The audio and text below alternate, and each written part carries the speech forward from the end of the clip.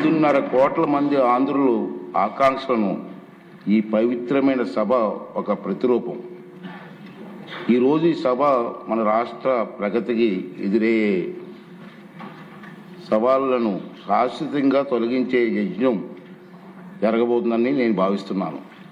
ఈ పవిత్ర యజ్ఞంలో భాగస్వాములయ్యే భాగ్యం మనందరికీ లభించింది. 2014లో నడి సముద్రంలో చుక్కాని లేని నావలాగా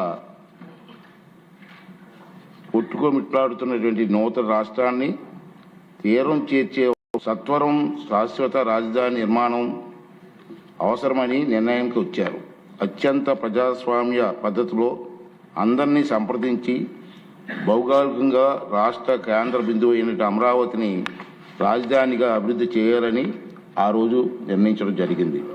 చంద్రబాబు నాయుడు గారి నాయకత్వం మీద అపారమైన విశ్వాసం చూపుతూ ఈ ప్రాంత రైతులు తన భారవంతమైన సాగు భూములను రాష్ట్ర అభివృద్ధికి కోసం త్యాగం చేశారు. ఆ విషయం మనందరికీ తెలుసు. అన్నదాతల అండతో, ఆశీర్వాదంతో, వాయువేగంతో, మనోవేగంతో రాజధాని నిర్మాణ పనులు కూడా ప్రారంభమయ్యాయి.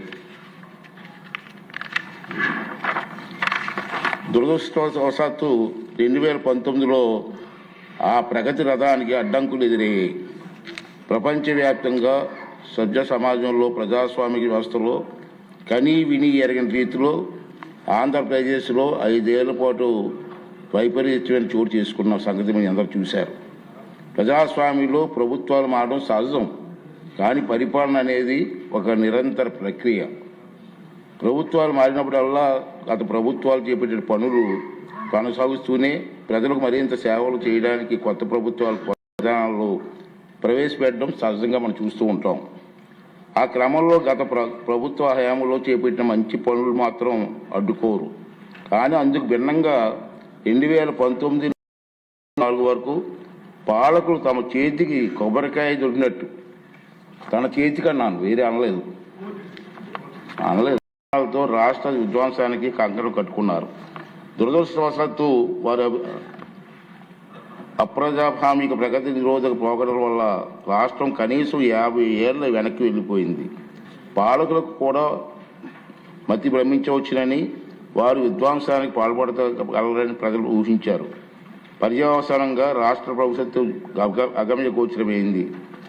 రాజధాని కోసం భూములు ఇచ్చిన రైతులు వీధిని పడ్డారు. ఆత్మ గౌరవానికి మారుపేరిన రైతులు అవమానాలు పాలయ్యారు.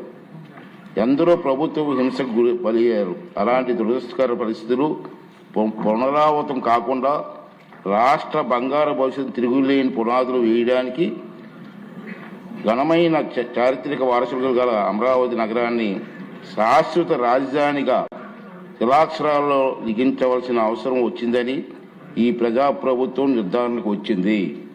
ముఖ్యమంత్రి చంద్రబాబు నాయుడు గారు దృఢ సంకల్పంతో చేసే కృషి ఫలితంగా రాష్ట్ర విభజన చట్టంలో తగు సవరణ తీసుకురావడానికి కేంద్ర ప్రభుత్వం సూత్రప్రాయంగా అంగీకరించినట్టు తెలిసింది. అందుకోసం అవసరమైన తీర్మానం చేయడానికి ఈరోజు మనం అందరం ఇక్కడ సమావేశమయ్యాం.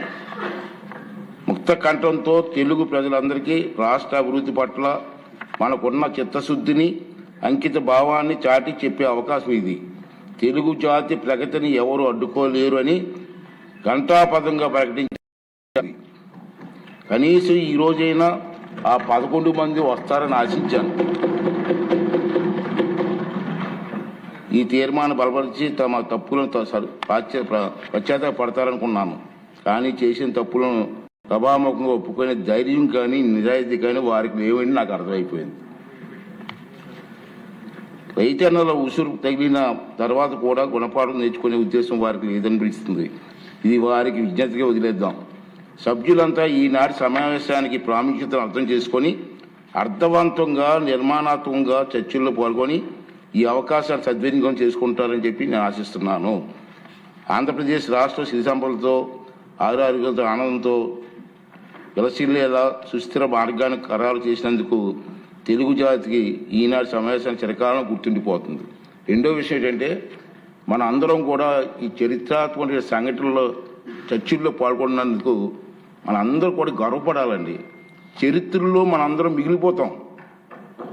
ఇది చాలా ఇంపార్టెంట్. ఆ రాబోయే తరాల వారికి కూడా ఈ సభ ఇటువంటి మంచి తీర్మానం చేస్తుందని చెప్పుకునే పరిస్థితి మనకు కల్పించింది. దీని అందరూ కూడా అర్థవంతంగా చర్చలు పాల్గొని మరి వీరందరికీ సహకరిస్తారని ఆశిస్తూ ఇప్పుడు గౌరవ ముఖ్యమంత్రి గారు ప్రభుత్వ తీర్మానాన్ని ప్రవేశపెడతారు.